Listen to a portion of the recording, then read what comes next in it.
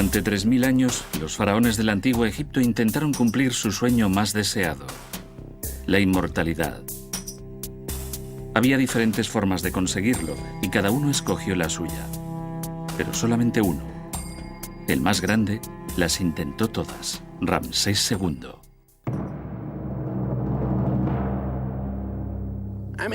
En este episodio voy a contarles la historia de un gran rey, el más grande de todos los reyes del antiguo Egipto. Entrarán conmigo a su tumba y a su templo para comprender la búsqueda de la inmortalidad. Ramsés II, la búsqueda de la inmortalidad.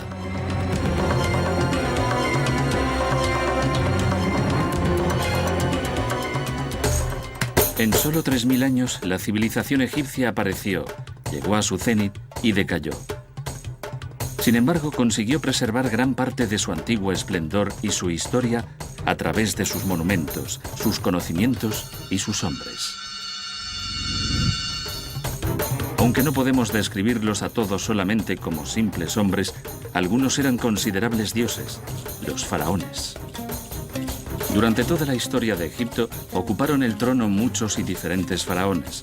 Algunos no dejaron huellas de su existencia, otros realizaron grandes hazañas. Unos cuantos dejaron obras realmente excepcionales y solo uno consiguió obras dignas de un dios.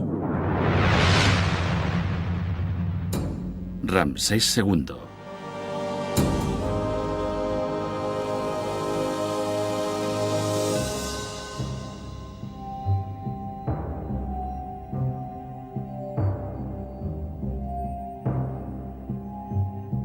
Esta es la tumba de Ramsés II. Fue la primera tumba construida en la entrada del Valle de los Reyes. Y esta tumba, como pueden ver, tiene una superficie de 686 metros cuadrados. Es la tumba más grande del Valle de los Reyes. Pertenece a uno de los reyes que gobernó Egipto durante 66 años. Ramsés II murió a la avanzada edad de 90 años en el 1213 a.C. Como era costumbre por la importancia del personaje, se había hecho construir una tumba digna de su rango, un lugar para conservar su cuerpo para toda la eternidad.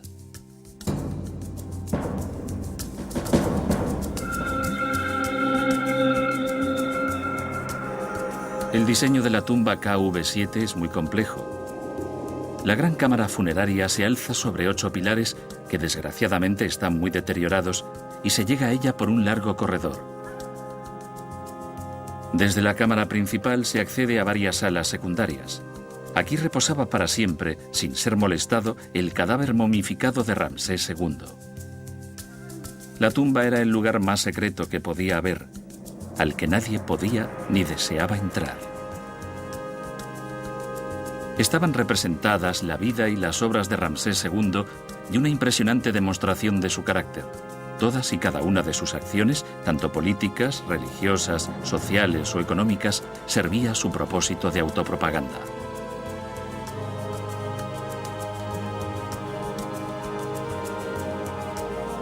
Un importante ejemplo de esa tendencia es el templo de Abu Simbel, ordenado por Ramsés II para reflejar su propia personalidad e impresionar a los pueblos allende las fronteras del sur de Egipto.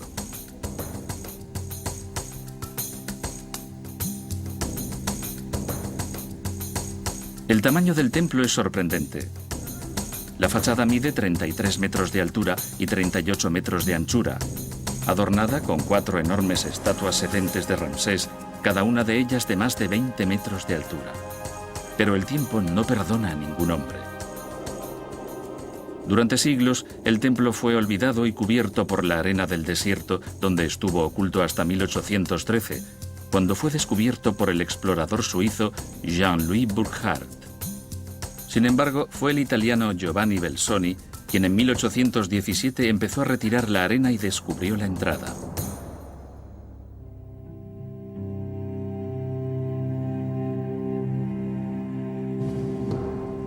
Lo que tenía ante sí es la misma visión de la que disfrutan hoy los visitantes. Una gran sala decorada con las grandes estatuas de Ramsés II como Osiris, desde la que se accede a otra serie de habitaciones.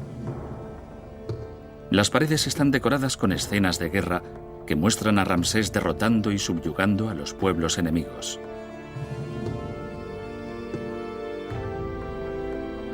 En la parte inferior encontramos el Santo de los Santos, el lugar más sagrado. Aquí, 4 estatuas sedentes representan al faraón entre los 3 dioses a los que está dedicado el templo: Ra-Horajti, Amón y Ptah. El pueblo lo consideraba un dios. Él mismo declaraba que era uno de los dioses. Y se aprecia muy claramente en el templo de Abu Simbel. Cuando entras al Santo de los Santos, al fondo del templo, ves a Ramsés II sentado al lado de otros dioses, ya que él se consideraba un dios. En 1960 el gobierno egipcio dio comienzo a las obras de la gran presa de Asuán y del lago Nasser. El templo de Abu Simbel iba a quedar sumergido bajo las aguas del lago. Pero se decidió que debía ser salvado, y se realizó la increíble hazaña en muy poco tiempo, entre 1964 y 1968, y los 2 templos fueron desmontados en 1500 bloques y reconstruidos 65 metros más arriba con una total perfección.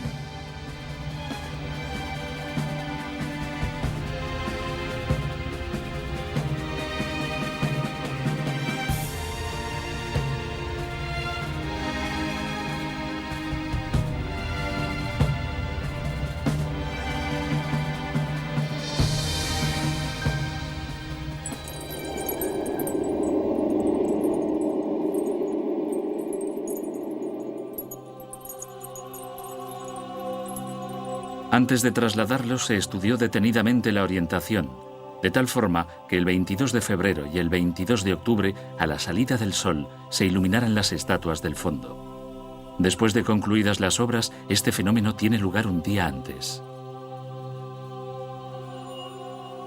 Las alas laterales están decoradas con varias imágenes de Ramsés II, junto con las divinidades más importantes del panteón egipcio.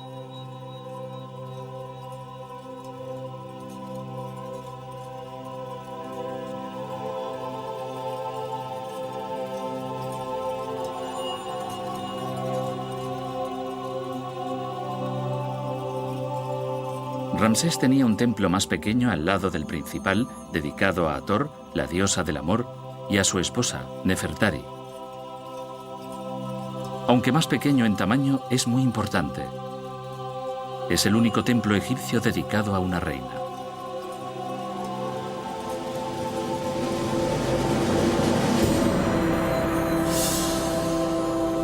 Nefertari era la primera gran esposa real de Ramsés II y también la más amada. Fue elegida para su hijo por Seti I cuando el príncipe solo tenía 15 años. Pero aún así, la real pareja estaba muy enamorada, como se puede ver por su inclusión al lado de su esposo en muchos de sus monumentos, a veces representada al mismo tamaño que él, y por las muchas obras dedicadas a ella. Pero la más bella e importante de todas se encuentra en el Valle de las Reinas.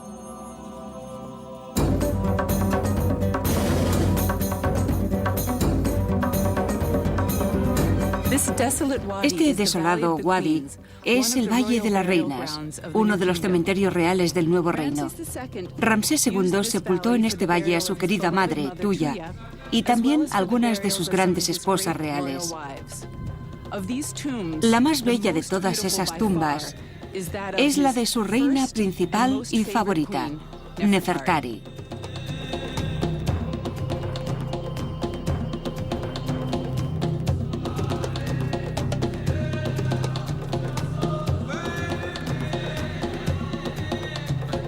Todavía hoy, más de 3000 años después, la tumba conserva todo su esplendor original.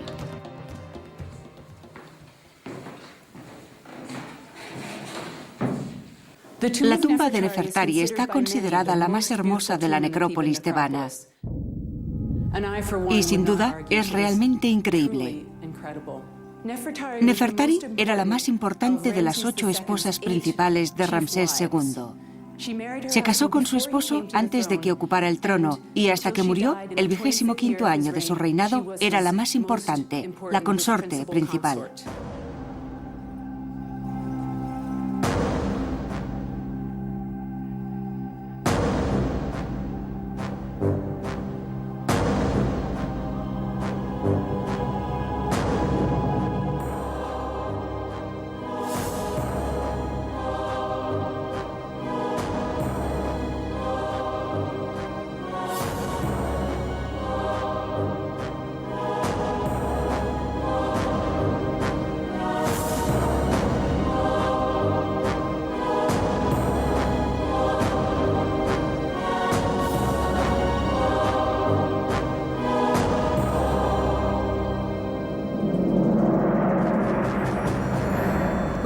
Aquí están representadas unas bellas escenas. Esta es Nefertari. Esto es un hechizo del libro de los muertos. Y aquí está jugando un partido de Senet contra un adversario invisible. Observen la belleza de la imagen y su postura ante el tablero del Senet. Vemos a Nefertari momificada, protegida por Isis y Neftis, hermanas de Osiris, que la ayudan en su resurrección.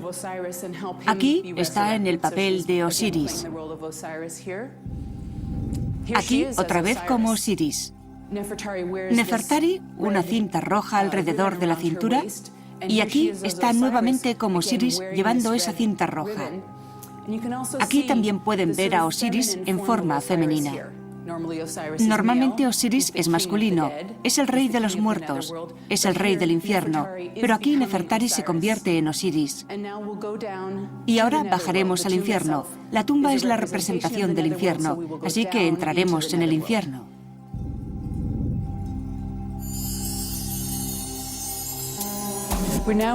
Estamos en la cámara funeraria, la parte más profunda de la tumba. La tumba fue descubierta en 1904 por Ernesto Schiaparelli y cuando la encontró la habían saqueado, probablemente en la antigüedad. Sin embargo, la decoración estaba mucho mejor que ahora. La tumba está construida con piedras de mala calidad, quebradiza, y la decoración es sobre yeso, que se usaba para cubrir las paredes y se grababa y se pintaba. Se desprende fácilmente de las paredes y se deteriora con la humedad.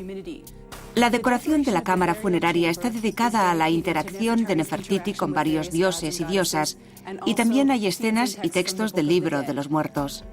En esta pared tenemos a Nefertari que llega y traspasa las puertas del infierno, protegidas por estos genios armados con cuchillos, con nombres muy interesantes. Me gusta especialmente el del centro, que tiene cuerpo de mujer, cabeza de león y serpientes por orejas.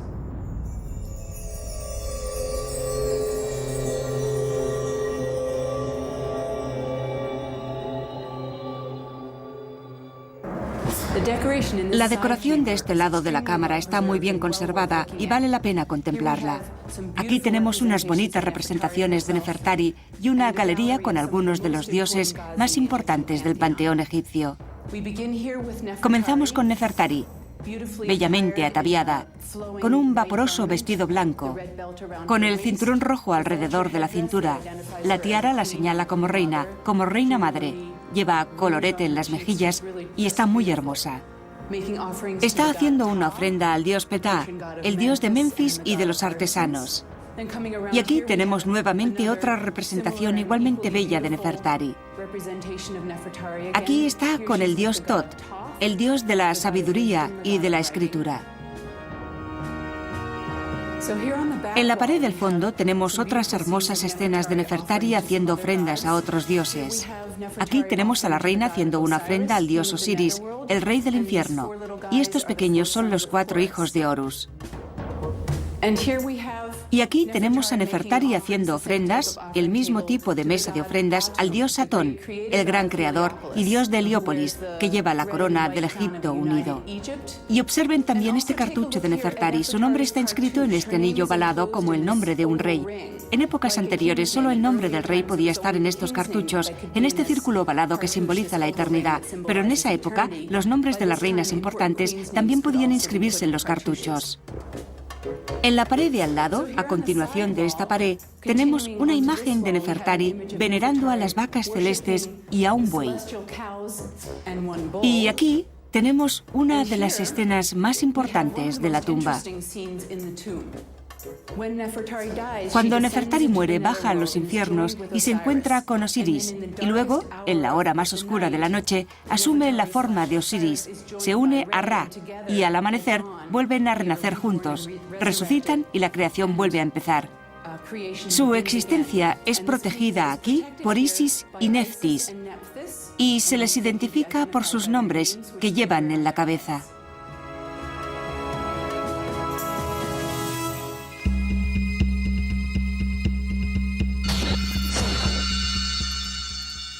Ramsés II impuso el culto a su personalidad de muy diferentes formas. Quizás la más evidente era su entusiasmo por construir, como demuestra la expansión de los principales complejos de templos de Tebas, Karnak y Luxor. En el templo de Amón-Ra, en Karnak, hizo erigir importantes edificios. La gran sala hipóstila, construida por Amenhotep III, fue ordenada por Seti I. Ramsés la terminó creando un inmenso espacio dividido por 134 columnas de 24 metros de altura y más de 10 metros de diámetro. Hizo decorar las paredes de la sala con bajorrelieves que ensalzaban su personalidad y sus hazañas militares. También ordenó la construcción del gran lago sagrado, en el que los sacerdotes se sumergían para purificarse antes de las ceremonias rituales. Las aguas del lago, procedentes del Nilo, son una representación simbólica del mar primigenio, del que según la religión egipcia había surgido el mundo. En Luxor, sus obras como constructor eran aún más evidentes. La entrada al templo estaba dividida por una serie de inmensos pilares. Delante de ella se esculpieron 6 enormes estatuas del faraón, 4 sentado y 2 de pie. Hoy solo quedan algunos fragmentos. Por otro lado, la fachada está completamente decorada con escenas de lucha que lo representan luchando en Kadesh, en la Siria de hoy, contra los hititas. El patio de Ramsés II, en el que había muchas estatuas del faraón, está inmediatamente después de la entrada.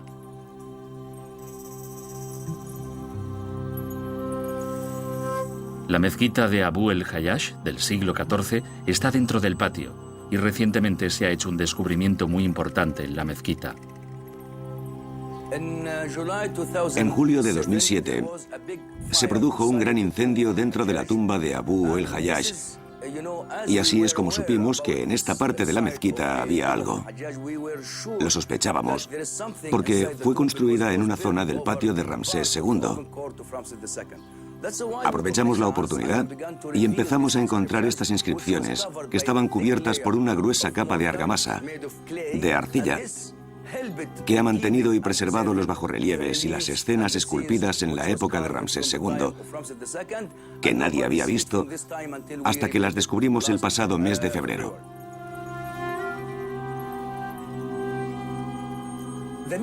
Este descubrimiento es importante porque completa la historia de Ramsés II aquí, en el templo de Luxor. Ramsés II hizo muchos edificios dentro del templo de Luxor. Ramsés II, como ya saben, hizo de la tierra de Egipto un gran solar para sus obras. Pero esta fue la última que hizo en el templo de Luxor, y es la primera vez que vemos el último de sus edificios dentro de esta parte del templo.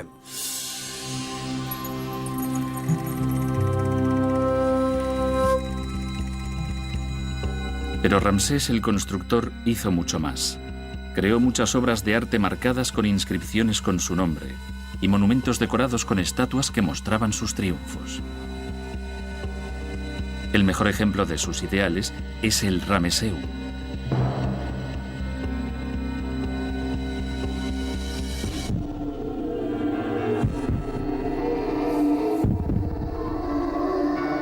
Ramsés II quiso construir este importante monumento para que fuera su templo funerario. A pesar de que era un edificio público, fue pensado para ser una tumba y ser usado para su principal función después de la muerte del soberano. De hecho, el templo fue diseñado no solo para albergar el cuerpo del faraón después de su muerte, sino para que fuera lugar de culto a su persona durante siglos. Para erigirlo, ordenó desmantelar varios edificios y reutilizar los materiales. Curiosamente, el Ramesseum corrió la misma suerte y también fue desmantelado y reutilizado por faraones posteriores. Pero continúa fascinando a los visitantes igual que en el pasado.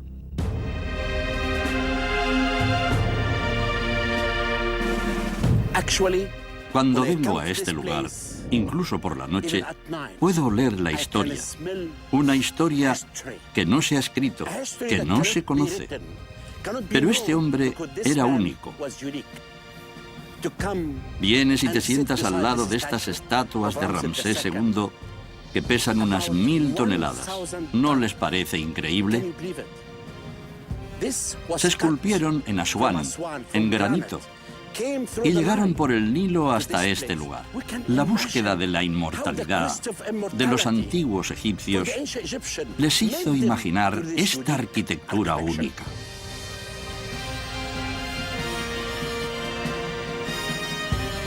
El primer patio del Ramesseum albergaba muchas y grandes estatuas de Ramsés como Osiris. Hoy, desgraciadamente, muchas de ellas están en ruinas, igual que la enorme estatua sedente del faraón. Originalmente medía 17 metros de altura y es una precisa demostración de cómo Ramsés II celebraba el culto a su personalidad, con obras majestuosas.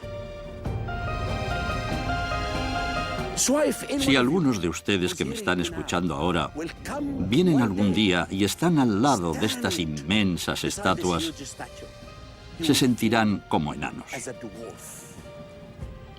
Contemplarán este templo y comprenderán la búsqueda de la inmortalidad de Ramsés II. Ramsés II también propició la expansión de su imagen y sus obras mediante importantes acciones. El faraón nació el año 1300 a.C., en Avaris, una ciudad de antiguas tradiciones, y estuvo aquí durante los primeros años de su reinado hasta que decidió construir una nueva capital, Pi-Ramsés. Actualmente no queda casi nada del antiguo esplendor de esta gran ciudad, y lo que se ha conservado está enterrado bajo unos terrenos que hoy se dedican a la producción agrícola.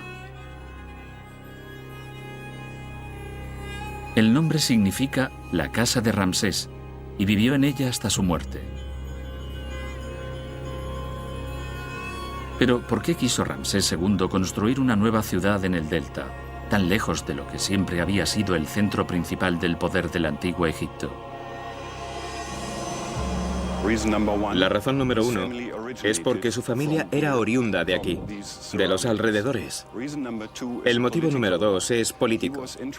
Estaba interesado, junto a sus seguidores, en adquirir poder en Oriente Medio, en el Próximo Oriente, actualmente Siria y Palestina.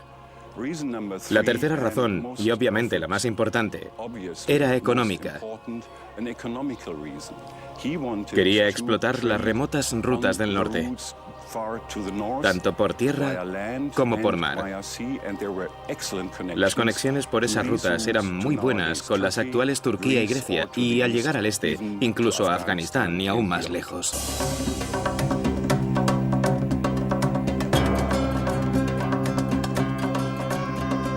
Gracias al arqueólogo alemán Edgar Pusk y su equipo, que trabajan actualmente en el pueblo de Cantir, donde estuvo Pi-Ramsés hace mucho tiempo, hoy tenemos una idea más clara del aspecto de la ciudad en tiempos remotos.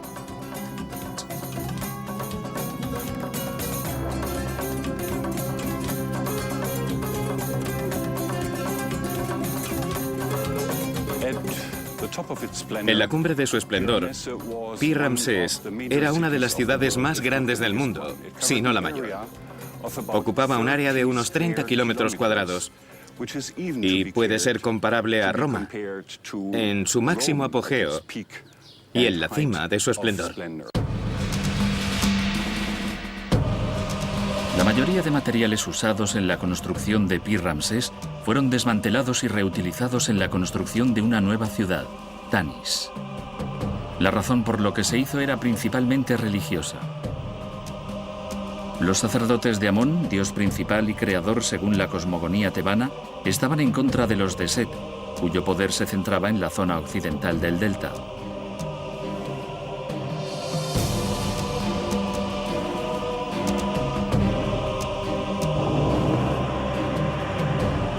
Gradualmente, los sacerdotes de Amón se apoderaron de lo mejor de los de Set, el dios dinástico de la familia de Ramsés, y por eso se decidió destruir Pi-Ramsés y crear una nueva capital con sus materiales, Tanis.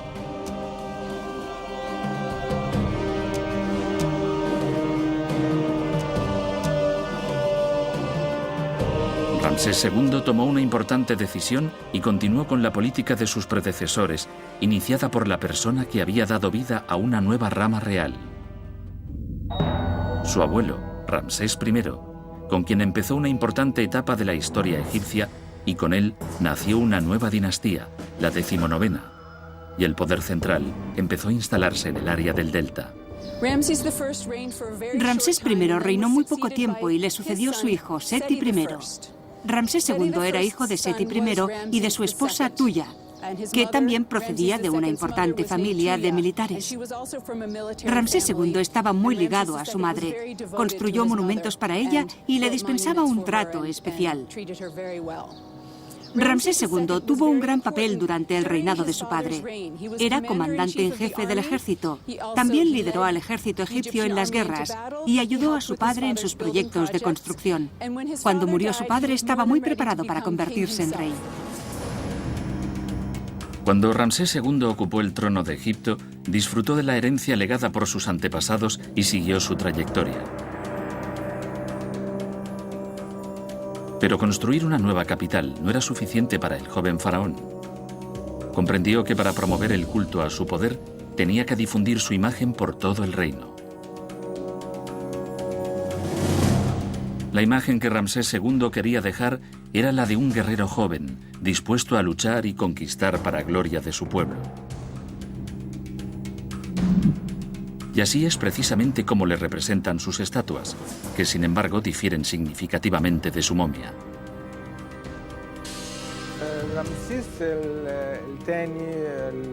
Afortunadamente, la momia de Ramsés II, que murió a los 90 años de edad, fue descubierta y es posible hacer una comparación entre la simetría de las estatuas y el rey.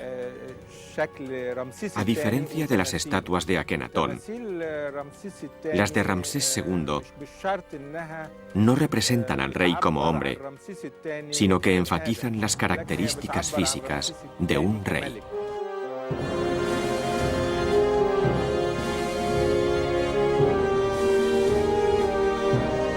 Los reyes tenían grandes responsabilidades. Ramsés II estaba bien preparado para asumirlas y garantizar la paz de su pueblo. Pero no vaciló en declarar la guerra cuando fue necesario. Sus principales enemigos eran los hititas, con quienes se enfrentó en la legendaria batalla de Kadesh.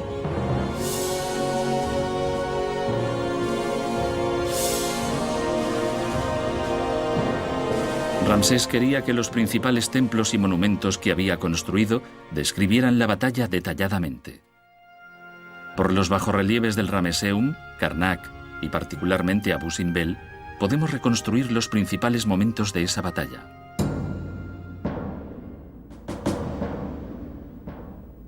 Ramsés condujo un poderoso ejército a Kadesh, la capital del imperio hitita, pero el ejército hitita también era muy importante. Después de las escaramuzas iniciales, Ramsés cayó en una astuta trampa del enemigo.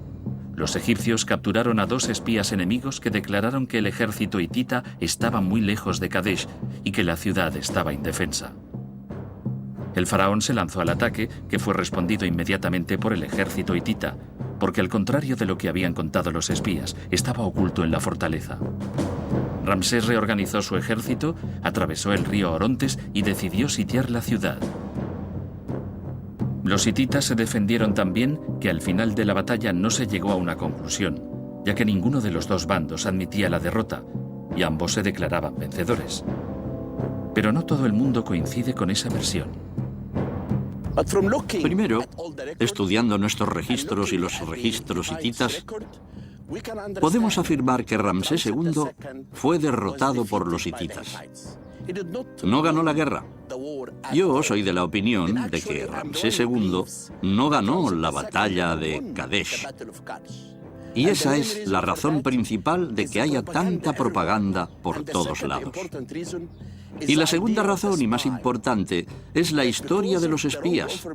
Debido a la falsa información que le dieron, pensó que el ejército hitita había salido de la ciudad y la atacó con solo parte de su ejército. Y por eso creo que perdió la batalla. Lo que sabemos es que los dos bandos, apercibiéndose de que la victoria era imposible, decidieron formar una alianza contra un enemigo común, los asirios. Nuevamente, Ramsés II demostró ser un adelantado a su tiempo y constituyó el primer tratado de paz de la historia. Pero el faraón quería más. Ordenó que el texto del acuerdo de su matrimonio con una de las hijas del rey hitita fuera grabado en la fachada del templo de Abu Simbel. El soberano selló un pacto eterno con la persona que hasta entonces había sido su mayor enemigo.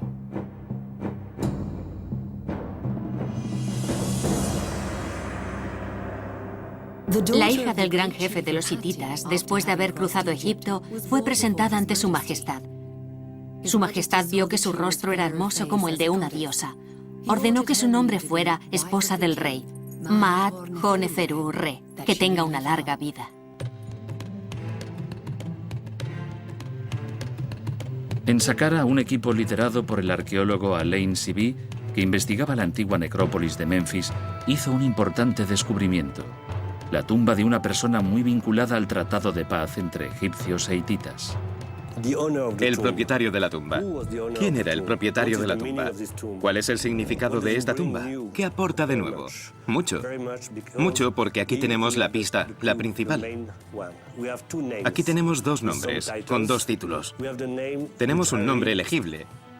Puede ser discutido, pero dice Neche Hui Mes, el que nació de los dioses, Horus y Set. Ese es uno. Y aquí, lo que he supuesto durante mucho tiempo, mucho antes de que hiciéramos el descubrimiento completo, otro nombre, Pajarnaúa o Pijarnaúa. También lo sabíamos por fuentes hititas, por el lado hitita, por la correspondencia diplomática hallada en Bogaskai, donde estaba la ciudad principal de los hititas, en Atusa, en Anatolia, la moderna Turquía, no muy lejos de Ankara. Y en esa correspondencia diplomática, los hititas mencionan varias veces a un miembro de la familia real faraónica, un representante real egipcio, mensajero, embajador. Podemos llamarlo embajador, que se llamaba Pajarnaúa o Pijarnaúa. Solo teníamos el nombre de Pajarnaúa y teníamos que saber más, aunque sabíamos que el propietario de la tumba era un mensajero real, un embajador real, por lo que vemos en el cartucho. Finalmente he averiguado que Pajarnaúa está aquí. Esta es la tumba del Pajarnaúa mencionado por los hititas. Ramsés II demostró ser un político inteligente y un guerrero respetable. Creó obras destinadas a perdurar eternamente. Quería a su pueblo y éste le correspondía, y a su muerte dejó un reino poderoso y en paz.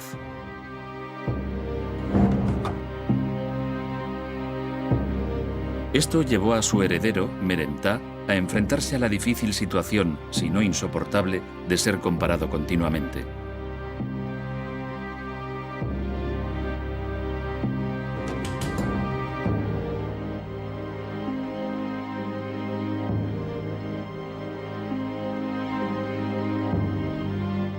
Merentá era hijo de Ramsés el Grande y su segunda reina principal, Isisnofret. Fue nombrado príncipe de la corona el año 55 del reinado de su padre, que duró 67 largos años, y obtuvo el rango por haber sobrevivido a 12 hermanos y hermanastros mayores que él. Era un anciano cuando sucedió a su padre. Después de haber esperado muchos años, finalmente ascendió al trono, y Merentá descubrió que se enfrentaba a un imposible: vivir siendo comparado a su padre. Nunca lo igualó, y solo fue como su padre en una cosa: su tumba. Merentá murió a los 10 años de ocupar el trono de Egipto y fue enterrado en esta enorme tumba, una de las más grandes del Valle de los Reyes. La gran cámara funeraria, a la que se accede por un largo y empinado corredor, todavía contiene el sarcófago de alabastro que albergaba la momia del faraón, ahora conservada en el Museo Egipcio de El Cairo. Meremta era solo uno de los más de 100 hijos que se le atribuyen a Ramsés II. La exaltación de su personalidad y su objetivo final de llegar a la inmortalidad continuaría a través de sus descendientes, y Ramsés lo sabía mejor que nadie. A pesar de su grandeza, también soportó mucho dolor. Reinó hasta la edad de 90 años, y antes de morir sufrió la pérdida de muchos de sus hijos. Tal vez por eso decidió construir una tumba para preservar sus restos mortales, en un intento de garantizarles también la inmortalidad. Estamos en una de las tumbas más grandes del Valle de los Reyes, la KV5. Creemos que esta tumba, que están excavando nuestros colegas estadounidenses, es la que Ramsés II hizo construir para sus hijos. Como ya sabemos, Ramsés II tuvo más de 100 hijos e hijas. Conocemos el nombre de la mayoría de ellos, aunque hasta ahora no hemos encontrado sus cuerpos. Y por eso pensamos que esta puede ser la tumba que Ramsés II ordenó diseñar y construir para el reposo eterno de los cuerpos de sus hijos.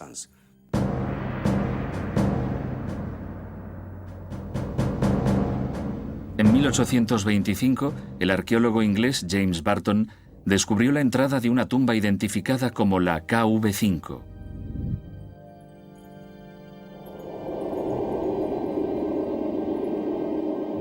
Sin embargo, el interior de la tumba estaba en tan malas condiciones que el arqueólogo, después de recorrer unas cuantas salas, pensó que la estructura no tenía valor.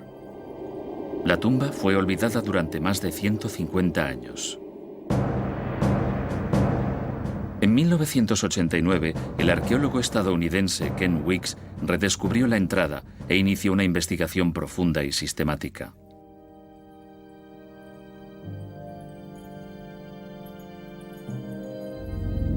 Después de varios años de esmerados estudios, en 1995 hizo un importante descubrimiento, cuando junto con su equipo excavaba en la cámara principal, denominada Cámara 3, cayó sobre una pila de escombros y se encontró en un corredor de más de 60 metros de largo, con muchas salas a ambos lados.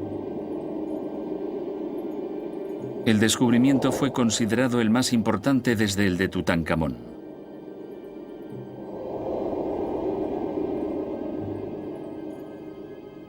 Por los escasos relieves de las paredes y varios objetos hallados en el suelo, Ken llegó a la conclusión de que era la tumba de los hijos de Ramsés II.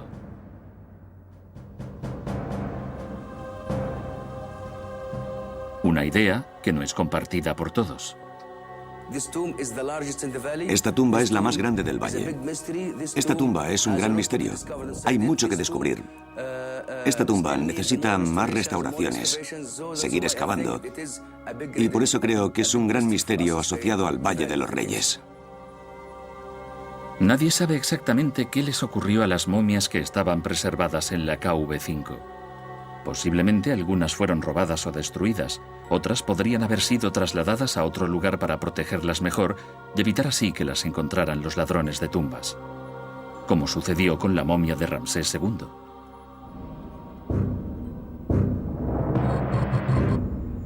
Fue hallada en 1881 en un lugar secreto en Deir el-Bahari, cerca del templo de la reina Hatshepsut, donde se habían escondido muchas otras momias de miembros de la familia real. Seguramente, el cuerpo del faraón fue trasladado allí poco después de su muerte. Por lo tanto, su tumba fue abandonada o reutilizada para otros propósitos durante siglos, y se deterioró debido a las inundaciones y los seísmos. Actualmente se llevan a cabo importantes obras de restauración.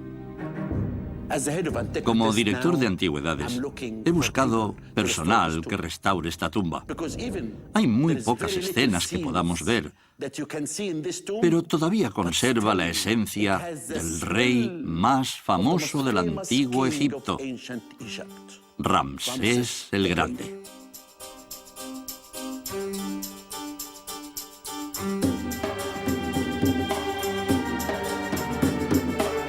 Grandes monumentos destinados a perdurar miles de años. Obras de arte para que su nombre pasara de generación en generación. hazañas militares de proporciones épicas y más de 100 hijos que continuaran su idea de llevar Egipto al cénit de su grandeza. Todo conseguido por un solo hombre, Ramsés II. Fue el único faraón que exploró todos los senderos hacia la inmortalidad. Y lo hizo como hombre, como rey y como Dios.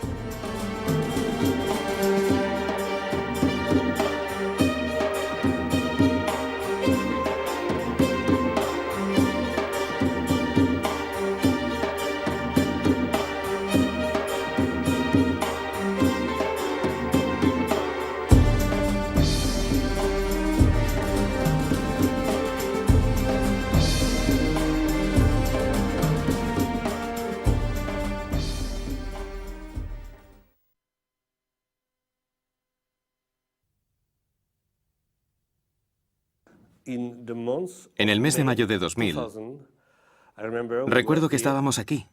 Esto estaba abierto. No estaba cubierto del todo. Apartamos unos bloques, pero parecía que no había nada. Miré a través del agujero. Parecía que estaba vacío, pero de repente vi algo. Era una estatua del faraón. Estaba mirando hacia mí. Y enseguida me di cuenta de que encima tenía la cabeza de un buey. La cabeza de un gran buey o una vaca. Ahora sabemos que es una vaca. Sabemos que el rey es Ramsés II y que la vaca es la diosa Hathor. Pero hasta diciembre, noviembre o diciembre, no pudimos retirar los últimos bloques y dejar al descubierto este fantástico y único conjunto escultórico de Hathor y el rey.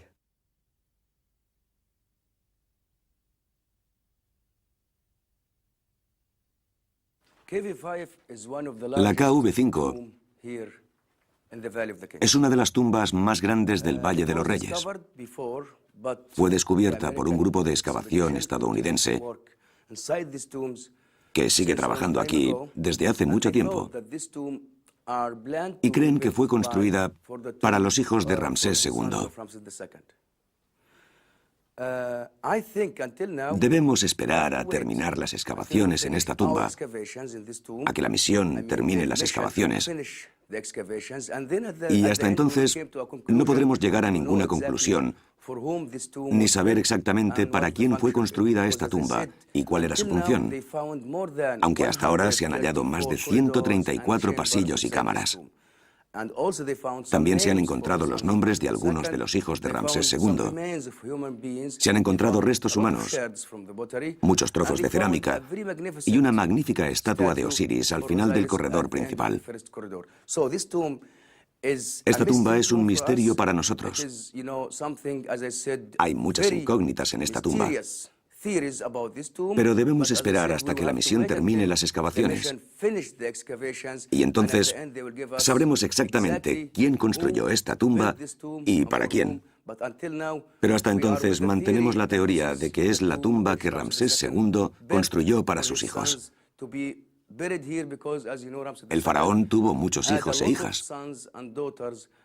Y hemos encontrado tumbas reales en Memphis, en las que están enterrados algunos de ellos con toda seguridad.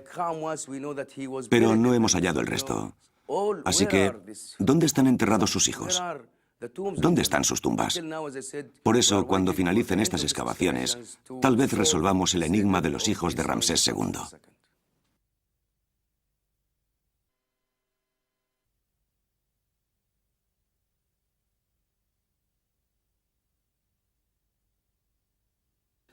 La entrada de la tumba no se conocía hasta que la descubrió Lipsius.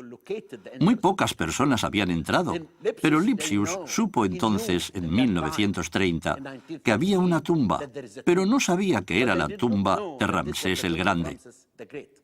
Hasta el 30 de diciembre de 1930 no encontró el primer túnel. Y por supuesto, en el primer túnel vio los cartuchos de Ramsés el Grande y se dio cuenta de que era una tumba muy importante.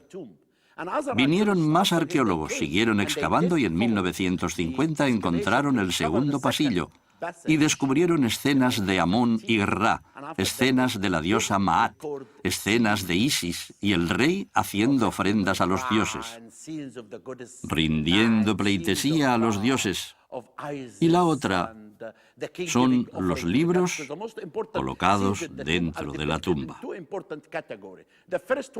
En estas tumbas hemos hallado 7 libros, pero el más importante es el libro de las puertas, que se ha encontrado en esta tumba. Y ante cada puerta había uno.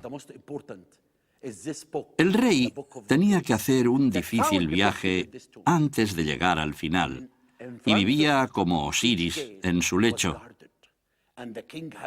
La cámara mortuoria de cada tumba es un palacio simbólico. Es el dormitorio del palacio, de su palacio. Y ese es su dormitorio para toda la eternidad. Y el sarcófago representa su lecho. Y el rey vivirá ahí para siempre. Y los libros le ayudarán en sus relaciones con los dioses y le aseguran su divinidad.